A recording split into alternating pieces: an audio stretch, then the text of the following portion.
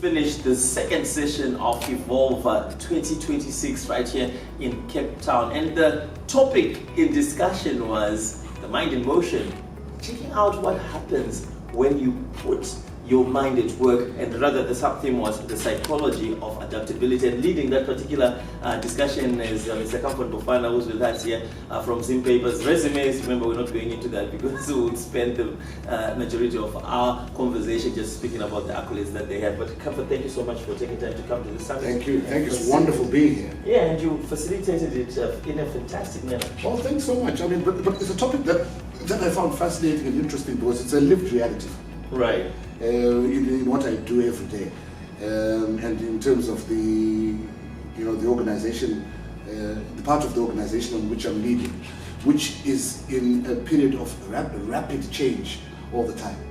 And there's always different things, fast-moving parts of the time. So you have to be agile and be able to adapt to when things change and things happen. So this was quite an easy topic for me. I don't know if you picked me to discuss this because of what I do, or it was just a very good coincidence. No, it was very intentional, because one of the things, which leads me to my next question, really taking a take on you personally, you've morphed over the years from being a broadcaster behind the mic.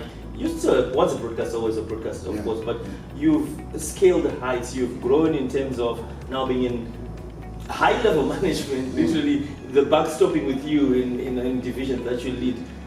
How was that journey for you? Was it intentional or it was coincidence? Throwing you back that question again. Yeah. We were talking before we started rolling about people's mindset, personal mindset. And some people have mindsets for growth, and some people just stay stuck in the moment.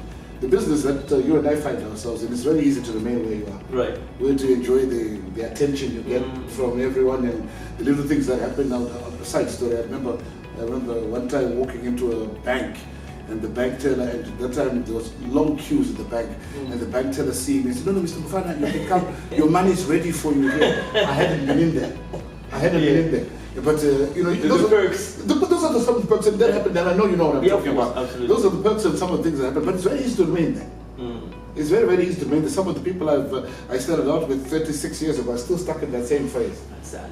And 36 years later, maybe I'm turning 56 this year. And if they were older than me or younger than me at that time, and at 56, you still want to be playing music in a nightclub every night and things like that. Yeah. There has to be some kind of growth. And I think the problem is when people don't have a growth mindset and want to stay there. In my career, I've been involved in public relations. I've been involved in advertising. I worked as an advertising executive. I've been involved now in administration for the media division of the media house that I work for, the broadcast division for Zimpapers. And all that experience from all that time when I started 36 years, all the things I've learned along the way have helped me in getting to where I am right now. Not that I've arrived, I still think I've got a long way to go. Right. But it's just helped me and it's assisted. But when you have a growth mindset, when you keep your mind open to new things and learning new things and doing new things, you'll find that things will happen.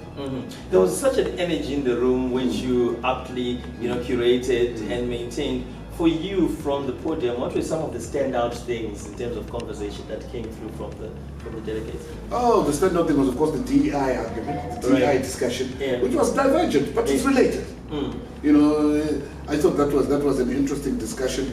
But also, what came out clearly, and there's so many smart people. I think next time, if you can, you must attend these summits. If you can, I'm just going to do an free advertising for you guys. Please, absolutely. I completely urge everyone to attend this because it's not just a talk show. It's a place where ideas come together and you get to see where you're going wrong and what you can do better. I think the thing I love, the other thing I love most is when we're talking about how we're teaching our people in universities, because we've got professors and doctors and people like that. They're very educated people. But they also see that we teach people, then they get out there, then there's a disconnect between the practice and the theory. And how, if anybody can crack that code, our country will fly. And I love that discussion. And it got me also thinking. It got me also thinking, in my space that I work in, I meet a lot of people who come straight out of college, who've got a degree in journalism or in marketing or in finance. But in practice it's different. Things are different when you hit the ground and you realize all that stuff that I learned, I'm not going to throw out the window because it's a different ball game. It's as if the certificate has given you access, and now you begin the learning process when you get in the media house. Yeah, In Zimbabwe, you see, Zimbabwe is a very educated country, but I also think it's a bit of a controversial one. I didn't want to bring it up to the good doctors and professors in here, but I think we've had a huge preponderance on having book education. Do you know what I mean? Just knowing things theoretically rather than practical. And maybe that's why we've remained stuck there. I mean, sometimes I'm reading reports of people who are on boards, etc., etc. Doctors, so a board of 7 people will have 5 doctors. People with 5 doctors, but so how come the organization is failing? How come the organization is failing with so many learned people? But maybe we've been learning the wrong things as well. Maybe that's the other discussion. Maybe we've been learning the wrong things. Maybe we're focusing on things that don't really apply to our lives anymore. And that with the evolving world, the changing world, shouldn't we have things that apply to a modern world? Shouldn't we adapt that way? So that we teach the people behind us the things that are going to make them survive in the future. There was a fantastic example of something I heard. The founder, the CEO of NVIDIA, the AI company NVIDIA, which I understand is the biggest one in the world. He says in 20 years' time, the people that will have the most relevant jobs, because AI is taking over everything, are plumbers, carpenters, electricians, and other hands-on kind of work. Hands-on kind of work. But you see, already these guys are already saying that there is something in the future that we should be looking at. So is our mindset tuned and is our mindset aligned to that? An up pause right there. I would ask this as your parting shots. Your takeaway, or to everybody who's watching us right now, in terms of the issue of evolution and just adaptability. I think the future belongs to those people who want to see that there is a future and live in it.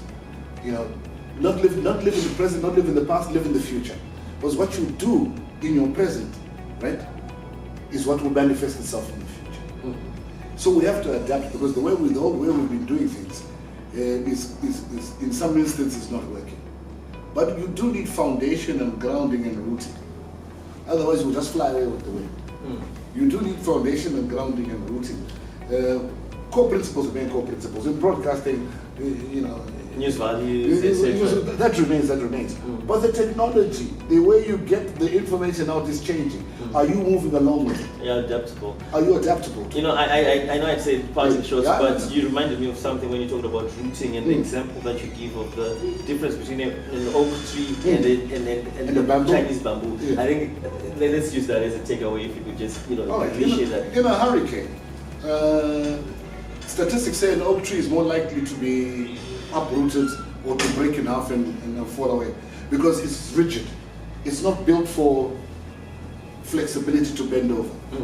A bamboo has got deep roots, but because of its tensile strength and the way it's structured, they say bamboo is actually tensile-wise stronger than steel, by the way. And a bamboo will bend, but it will not break. And in changing climates and changing economic weathers, this is the characteristic all organizations need. Blessed are the flexible, for they shall not be broken. They shall not be broken. Thanks, Comfort, for taking time to be with me. Thank you. Fantastic.